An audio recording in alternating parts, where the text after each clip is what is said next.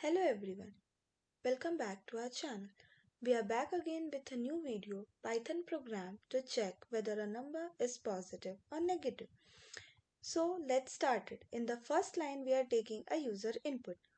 Float is used because float converts the user input to a floating point number, which means the number can have decimals, not just whole numbers.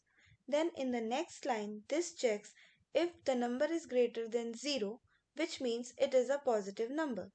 If the number is positive, this line will execute and print positive number.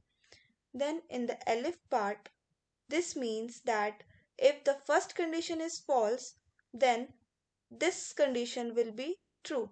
Number is less than 0, and if a number is less than 0 means it is a negative number.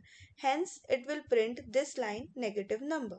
Now in the last part, else is the last option. If the number is neither positive nor negative, it must be 0. If the number is 0, this line will execute and print 0. Let's check it. Hence 12 is a positive number. We can check it once again for a negative number. Hence minus 45 is a negative number.